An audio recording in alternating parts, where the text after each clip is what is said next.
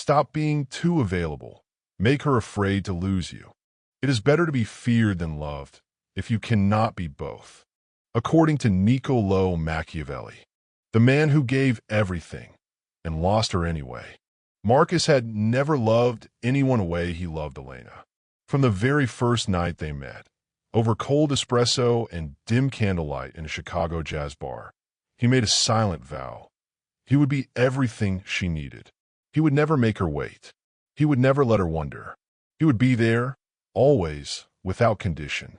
He answered every text within seconds. He rearranged meetings, skipped gym sessions, and declined nights out with friends, all to orbit around her schedule. When she was bored, he entertained her. When she was uncertain, he reassured her. He offered his heart like an open book left on a table, available to anyone who wished to read it. He thought this was love. He thought this was what devotion looked like. But Elena did not see devotion. She saw a man with no gravity of his own, a man so eager to please that he had slowly disappeared, not from her life, but from her imagination. And there is nothing more dangerous to desire than a mystery that has already been fully solved.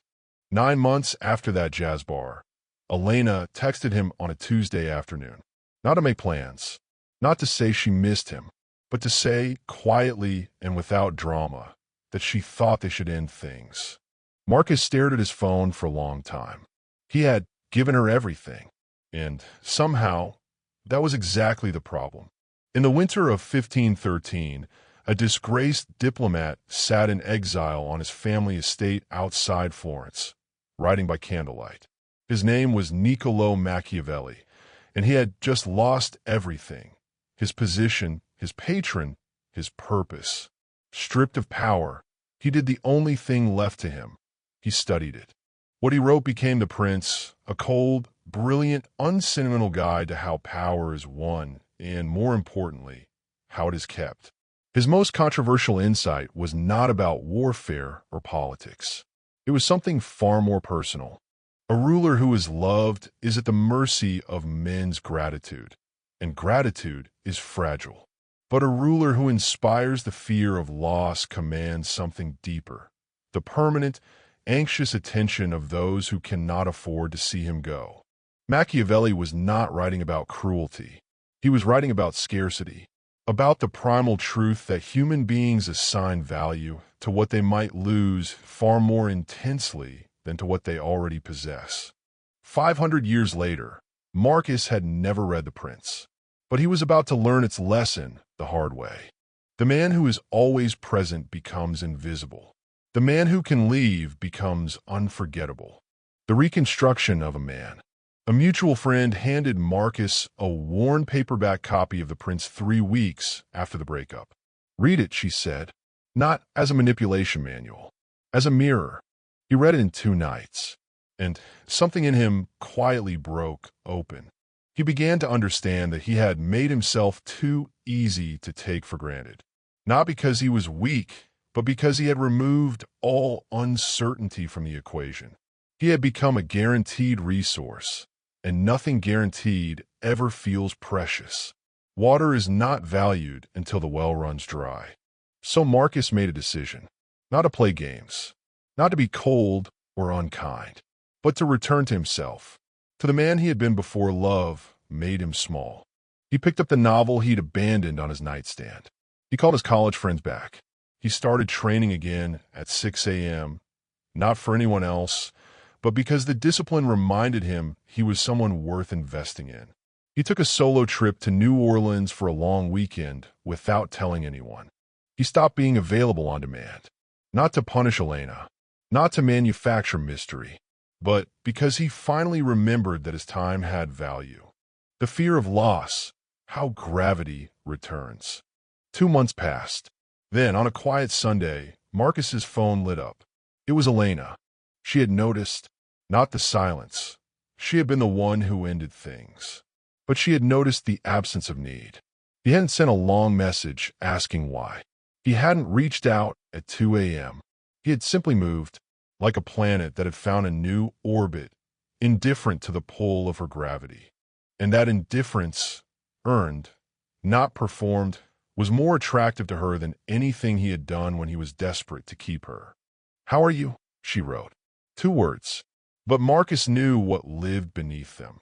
The faint, unsettling awareness that he might no longer be hers to lose. He didn't reply immediately. Not to be strategic. He replied when he was ready. Later that evening, warmly and briefly, with the easy confidence of a man who no longer needed validation from a single source. This is what Machiavelli understood. You do not manufacture fear of loss through games or cruelty. You create it through genuine abundance, by becoming a man so invested in his own purpose, so rich in his own life, that the thought of his absence becomes a weight someone else must carry. What the prince never said directly, but always meant. Machiavelli wrote for rulers. But the principle cuts across every relationship in a man's life. Romantic, professional, social. The man who is always present becomes invisible. The man who can leave and has somewhere worth going becomes unforgettable. This is not cruelty. This is not manipulation. This is the oldest form of self-respect. When you collapse your entire identity around another person's approval, you don't become more lovable. You become less interesting. You trade the sharp, compelling edges of who you are for the soft, frictionless shape of someone who needs to be needed. But when you cultivate your own purpose, your work, your friendships, your discipline, your inner world, you become something that cannot be fully possessed. And what cannot be fully possessed will always be desired. Marcus didn't win Elena back by making her jealous. He won his own respect back by becoming, again, the kind of man he had been before love made him forget himself. Whether Elena returned was almost beside the point. What mattered was that he had returned. Do not beg for a seat at the table. Build something worth sitting down for, and let them come to you. Niccolò Machiavelli was exiled, forgotten, then immortalized. His secret was simple. He never stopped being interesting to himself. 5 centuries later, that remains the most powerful thing any man can do. Stop being too available. Invest in your own story. Make the absence felt, not through games, but through the genuine weight of who you are becoming. That is when fear of loss is born. Not in her heart first, but in the space you leave behind.